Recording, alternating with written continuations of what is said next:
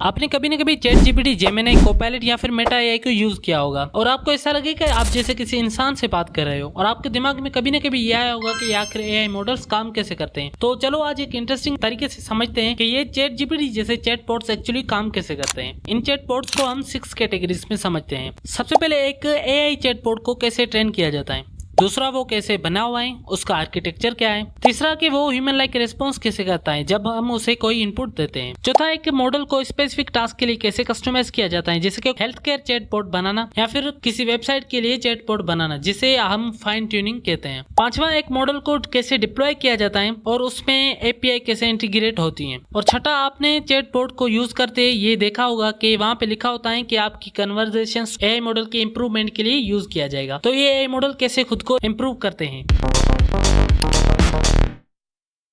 एक मॉडल को ट्रेन करने वक्त 3 बेसिक प्रोसीजर्स होते हैं। सबसे पहला डेटा कलेक्शन। सबसे पहले बहुत सारा डेटा कलेक्ट किया जाता है। ये data blog posts, articles, websites, books और बहुत सी जगहों से आता है। इस डेटा में हर तरह की जुबान होती है और हर तरह का राइटिंग स्टाइल्स होता है और ये डेटा बहुत ज्यादा होता है, इसलिए हम इनको लार्ज लैंग्वेज मॉडल भी कहते हैं। दूसरी बात प्रोसेसिंग। फिर इस डेटा को प्रोसेस किया जाता है, टेक्स्ट को क्लीन किया जाता है, एक्स्ट्रा कैरेक्टर्स, पंक्चुएशंस और अननेसेसरी स्पेसेस को रिमूव किया जाता है। फिर टेक्स्ट को टोकन्स में कन्वर्ट किया जाता है ताकि मॉडल उसे समझ सके। ये टोकन्स क्या होता है इनको हम आगे इसी वीडियो में समझेंगे बहुत ही डिटेल में। तीसरा होता है ट्रेनिंग फेज। इस क्लीन और टोकनाइज डेटा को यूज करके मॉडल को ट्रेन किया जाता है। ये प्रोसेस मशीन लर्निंग के एल्गोरिथम्स को यूज करके होता है, स्पेशली न्यूरल नेटवर्क आर्किटेक्चर जिसे हम ट्रांसफॉर्मर कहते हैं। हम इस ट्रांसफॉर्मर को भी समझते हैं आगे इस वीडियो में। और ट्रेनिंग के दौरान मॉडल बहुत सारा टेक्स्ट को एनालाइज करता है और पैटर्न्स को सीखता है। क्या ये सिर्फ एल्गोरिथम्स पे ट्रेन होता है? जवाब है नहीं। इसमें ह्यूमंस भी बैठ के एआई को ट्रेन कर रहे होते हैं। कैसे? हम समझते हैं। अब समझते हैं human involvement in training of these AI chatbots. Humans भी इस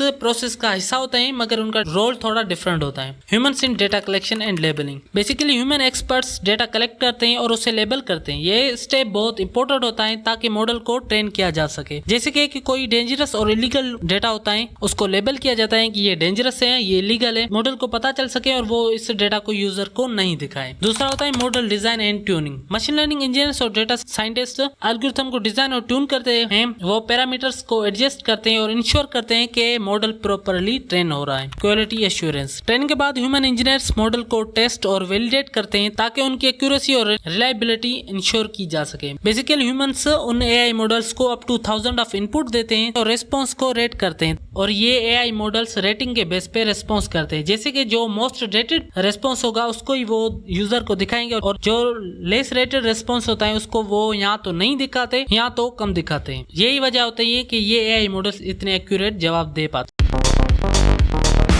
चलो अब हम समझते हैं इस एआई चैटबॉट्स का आर्किटेक्चर। इन एआई मॉडल्स की आर्किटेक्चर में 2 मेन चीजें आती हैं। सबसे पहला होता है ट्रांसफॉर्मर मॉडल। ये ट्रांसफॉर्मर मॉडल एक एडवांस न्यूरल नेटवर्क आर्किटेक्चर होता है जो टेक्स्ट को समझने में और जनरेट करने के लिए यूज किया जाता है। ये नेचुरल लैंग्वेज प्रोसेसिंग टास्क के लिए बहुत ज्यादा यूज होता है। इसको गूगल ने 2017 में इंट्रोड्यूस करवाया था और इसमें 2 मेन कंपोनेंट्स होते हैं। एक होता है इनकोडर और दूसरा होता है डिकोडर। ये इनकोडर और डिकोडर अपने आप में बहुत ज्यादा बड़े टॉपिक्स हैं, इनको हम किसी और वीडियो में डीपली कवर करेंगे। मॉडल आर्किटेक्चर में दूसरी चीज आती है attention mechanism. Basically attention mechanism को यूज करके मॉडल इंपॉर्टेंट वर्ड्स और कॉन्टेक्स्ट पे फोकस करता है। ये मैकेनिज्म मॉडल को ये समझाने में मदद करता है टेक्स्ट के डिफरेंट पार्ट्स के आपस में क्या कनेक्शन है। तो अब हम कवर करते हैं सबसे इंपॉर्टेंट कैटेगरी को, जनरेटिंग रेस्पॉन्स। और इसी कैटेगरी में हम ये भी समझेंगे कि ये AI chatbots human like response कैसे करते हैं। तो अब हम समझते हैं जनरेटिंग रेस्पॉन्स को। तो जनरेटिंग रेस्पॉन्स में 4 चीजें आती है। Input processing. जब आप कोई इनपुट करते हो जैसे कि कोई सवाल, ये टेक्स्ट मॉडल को इनपुट के तौर पे दिया जाता है। टेक्स्ट को टोकन्स में कन्वर्ट किया जाता है और मॉडल को पास किया जाता है। दूसरा है context understanding. Model input text को समझता है और पहले से सीखी हुई इन्फॉर्मेशन और पैटर्न्स को यूज करके रेस्पॉन्स जनरेट करता है। Token prediction. मॉडल हर नेक्स्ट वर्ड या टोकन को प्रेडिक्ट करता है बेस्ड ऑन प्रीवियस टोकन्स। ये स्टेप बाय स्टेप होता है जब तक पूरा रेस्पॉन्स जनरेट ना हो जाए। Response generation. प्रेडिक्ट किए गए टोकन्स को कंकेटिनेट करके फाइनल रेस्पॉन्स बनाया जाता है। फिर इस रेस्पॉन्स को टेक्स्ट फॉर्म में कन्वर्ट किया जाता है, फिर उसको डिस्प्ले किया जाता है। अब समझते हैं चैट जीपीटी जैसे AI models human like response कैसे करते हैं। एआई चैटबॉट जो ह्यूमन की तरह रिस्पांस देते हैं वो कुछ की प्रोसेसिंग कैटेगरीज पे रिलाई करते हैं। चलो हम 5 प्राइमरी प्रोसेसिंग कैटेगरीज और उसके साथ जनरेटिंग रिस्पांस को भी समझते हैं। 1. Natural language understanding (NLU). इसमें यूजर के इनपुट टेक्स्ट को समझना और उसका कॉन्टेक्स्ट जैसे कि उसका इंटेंट क्या है और इनपुट टेक्स्ट में एंटिटीज को अंडरस्टैंड करना। इंटर रिकॉग्नाइजेशन में ये एआई मॉडल समझते देखते हैं कि यूजर की क्वेरी का इंटेंट क्या है। जैसे कि यूजर कोई क्वेश्चन कर रहा है, यूजर कोई कमांड दे रहा है या कोई फीडबैक दे रहा है। एंटिटी एक्सट्रैक्शन में ये मॉडल समझता है कि यूजर का दिया हुआ important entities like names, dates, locations क्या है। जरा इस एग्जांपल को देखो। यूजर ने इनपुट दिया वेदर इन न्यूयॉर्क टुमारो। इसमें इंटेंट ये एक क्वेश्चन है क्योंकि वो एक वेदर पूछ रहे हैं। उस एंटिटीज में ये New York, tomorrow, number 2 dialogue management. इसमें यूजर के साथ इंटरेक्शन को मैनेज करना और कन्वर्सेशन फ्लो को कंट्रोल करना होता है। इसमें कन्वर्सेशन की करंट स्टेट को ट्रैक करना कि कन्वर्सेशन कहां से स्टार्ट हुई है और कहां पे एंड हो रही है। जरा इस एग्जांपल को देखो। यूजर ने इनपुट दिया व्हाट्स वेदर लाइक। बोर्ड ने जवाब in which city you are interested. Number 3 natural language generation NLG। इसमें AI बोर्ड को मीनिंगफुल और कोहेरेंट सेंटेंस जनरेट करना होता है ताकि यूजर को अंडरस्टैंडेबल रिस्पॉन्स मिले। इसमें सबसे पहले टेम्पलेट बेस्ड जनरेशन होती है। इसमें प्री डिफाइंड टेम्पलेट्स यूज करके रिस्पॉन्स जनरेट करना होता है क्योंकि इन AI मॉडल को बहुत ज्यादा डेटा सेट पे ट्रेन किया जाता है और उन डेटा सेट में बहुत ज्यादा ह्यूमन रिस्पॉन्स स्टाइल्स होते हैं। जरा इस एग्जांपल को देखो। यूजर ने इनपुट दिया tell me a joke. Board ने जवाब दिया why don't scientists trust atoms because they make up everything. अब इसने अपने डेटा सेट से एक ह्यूमन लाइक जोक बनाने की कोशिश की। Knowledge base integration.